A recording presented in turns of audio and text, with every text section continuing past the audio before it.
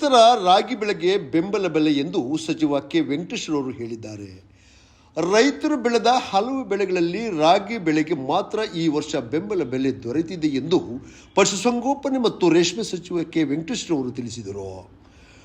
ಪಿರಿಯಾಪಟ್ಟಣ ತಾಲೂಕಿನ ಮರದೂರು, ವಡರಹಳ್ಳಿ, ಕೊತ್ತವಳ್ಳಿ, ಕೊಪ್ಪಲು, ಕೋಲೂರು ಮತ್ತು ಮೇಲೂರು ಬೆಟ್ಟದಪುರದಲ್ಲಿ ಹಲವು ಅಭಿವೃದ್ಧಿ ಕಾಮಗಾರಿಗಳ ಗುದ್ದಲಿ ಪೂಜೆ ನೆರವೇರಿಸಿ ಬೆಟ್ಟದಪುರ ಎಪಿಎಂಸಿ ಆವರಣದಲ್ಲಿ 2026ನೇ ಸಾಲಿನ ರಾಗಿ ಖರೀದಿ ಕೇಂದ್ರಕ್ಕೆ ಚಾಲನೆ ನೀಡಿ ಮಾತನಾಡಿದರು. ಕಳೆದ ವರ್ಷ ಪ್ರತಿ ಕ್ವಿಂಟಲ್ಗೆ ರಾಗಿಯನ್ನು 4,290 ರೂಪಾಯಿಗೆ ಖರೀದಿ ಮಾಡಲಾಗಿತ್ತು. ಈ ವರ್ಷ ಕ್ವಿಂಟಲ್ಗೆ 4,886 ರೂಪಾಯಿಗಳನ್ನು ನೀಡಿ ರೈತರಿಗೆ ಬೆಲೆಯನ್ನು ನೀಡಲಾಗುತ್ತಿದೆ.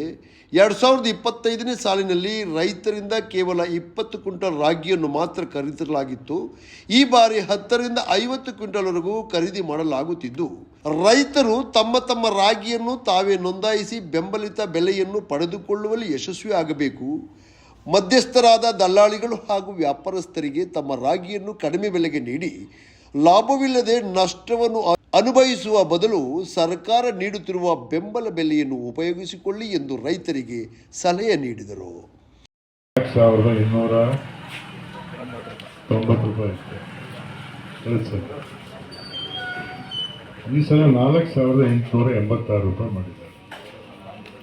ಅಂದರೆ ಆಲ್ಮೋಸ್ಟ್ 600 ರೂಪಾಯಿ ಜಾಸ್ತಿ. ಕಳೆದ ಸಲ ಬರೀ 20 ಕ್ವಿಂಟಾಲ್ ಫಿಕ್ಸ್ ನಿಗದಿ ಮಾಡಿದ್ರು. ಕಳೆದ ಸಲ 20 ಕ್ವಿಂಟಾಲ್ ನಿಗದಿ ಮಾಡಿದ್ರು. ಈ ಸಲ 10 ಕ್ವಿಂಟಾಲಿಂದ 50 ಕ್ವಿಂಟಾಲ್ವರೆಗೂ ಒಬ್ಬ ರೈತರು ಹಾಕ್ಬೋದು ಅಂತೇಳಿ ತೀರ್ಮಾನ. 50 ಕ್ವಿಂಟಾಲ್ವರೆಗೆ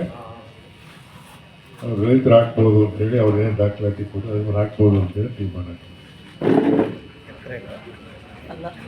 ಈಗ ಅನೇಕ ಸಮಸ್ಯೆಗಳು ಎದುರಿಸ್ತಾ ಇದ್ದಾರೆ ನಮ್ಮ ರೈತರು ಅಂತ ನಮ್ಗೆಲ್ಲರೂ ಗೊತ್ತಿರ್ತಕ್ಕಂಥ ವಿಚಾರ. ಅದಕ್ಕೆ ನೀವು ಏನು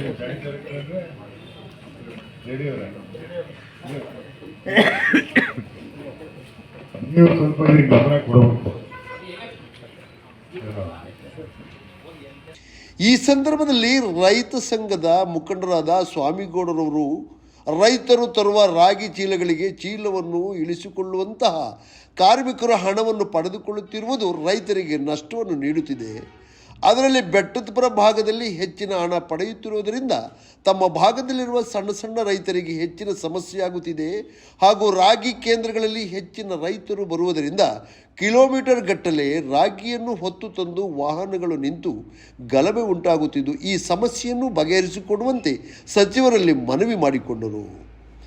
ಮನವಿಯನ್ನು ಆಲಿಸಿದ ಸಚಿವರು ರಾಗಿ ಇಳಿಸುವಂತಹ ಎಪಿಎಂಸಿ ಕಾರ್ಮಿಕರಿಗೆ ರೈತರು ಯಾವುದೇ ರೀತಿಯ ಹಣವನ್ನು ನೀಡುವಂತಿಲ್ಲ. ಕಾರ್ಮಿಕರಿಗೆ ಹಣವನ್ನು ಕೊಡಬೇಕಾದದ್ದು ಗುತ್ತಿಗೆ ತೆಗೆದುಕೊಂಡ ಗುತ್ತಿಗೆದಾರರ ಕೆಲಸ. ಇನ್ನು ಮುಂದೆ ಈ ರೀತಿ ಸಮಸ್ಯೆ ಉಂಟಾಗದಂತೆ ತಾಲೂಕು ದಂಡಾಧಿಕಾರಿಗಳು, ಕಂದಾಯ ಅಧಿಕಾರಿಗಳು ಮತ್ತು ಸಂಬಂಧಪಟ್ಟ ಇಲಾಖೆ ಅಧಿಕಾರಿಗಳು ಕ್ರಮ ವಹಿಸಬೇಕು. ಹಾಗೂ ಈ ಬಾರಿ ತಾಲೂಕಿನಲ್ಲಿ ಒಟ್ಟು 4 ರಾಗಿ ಕೇಂದ್ರಗಳನ್ನು ತೆರೆಯಲಾಗಿದ್ದು, ರೈತರು ದಿನಗಟ್ಟಲೆ ಕಾದು ನಿಲ್ಲುವುದು ತಪ್ಪುತ್ತದೆ ಹಾಗೂ ಗಲಭೆಯನ್ನು ನಿಯಂತ್ರಿಸಿ ರೈತರಿಗೆ ಸಹಕಾರಿಯಾಗಲಿ ಎಂದು ಪ್ರತಿ ರಾಗಿ ಖರೀದಿ ಕೇಂದ್ರಕ್ಕೆ 4 ಪೊಲೀಸ್ ಸಿಬ್ಬಂದಿಗಳನ್ನು ನೇಮಕ ಮಾಡಲಾಗುತ್ತದೆ ಎಂದು ಅವರು ತಿಳಿಸಿದರು. ಈ ಸಂದರ್ಭದಲ್ಲಿ ಜಿಲ್ಲಾ ಸಹಕಾರ ಕೇಂದ್ರ ನಿರ್ದೇಶಕ ಇಪಿ ಲೋಕೇಶ್, ಕರ್ನಾಟಕ ಆಹಾರ ನಾಗರಿಕ ಸರಬರಾಜು ನಿಗಮದ ಜಿಲ್ಲಾ ವ್ಯವಸ್ಥಾಪಕ ಕಿರಣ್, ನಾಗರಿಕ ಆಹಾರ ಮತ್ತು ನಾಗರಿಕ ಸರಬರಾಜು ಇಲಾಖೆ ಜಂಟಿ ನಿರ್ದೇಶಕ ಡಾಕ್ಟರ್ ಮಂಟೇಸ್ವಾಮಿ, ಆಹಾರ ಶಿರಸ್ತೇದಾರ್ ಸಣಸ್ವಾಮಿ, ರಾಗಿ ಖರೀದಿ ಅಧಿಕಾರಿಗಳಾದ ಮಂಜುನಾಥ್, ಗೀತಾ, ಶಾಂತ, ರಶ್ಮಿ, ಬ್ಲಾಕ್ ಕಾಂಗ್ರೆಸ್ ಅಧ್ಯಕ್ಷರಾದ ರಹಮತ್ ಜಾನ್ ಬಾಬು, ಡಿಟಿ ಸ್ವಾಮಿ, ರೈತ ಸಂಘದ ಮುಖಂಡರಾದ ಕೋಮಲಪುರ ಸ್ವಾಮಿಗೌಡ, ಕೊಡಸೂರು ಆನಂದ್, ವಿಜಯ ದೇವರಾಜೆ ಅರಸು, ಹೊಲದಪ್ಪ, ಚಿಕ್ಕಿಗೌಡ, ಮಹಾದೇವ್, ಮಂಜುನಾಥ್, ಹರೀಶ್, ಜಯರಾಮೇಗೌಡ, ಮಲ್ಲೇಗೌಡ, ರವಿ ಹಾಗೂ ರೈತ ಮತ್ತು ಗ್ರಾಮಸ್ಥರು ಹಾಜರಿದ್ದರು. ವರದಿಗಾಗಿ ರತನ್ ಸಿಂಗ್, ಬೆಟ್ಟದಪುರ.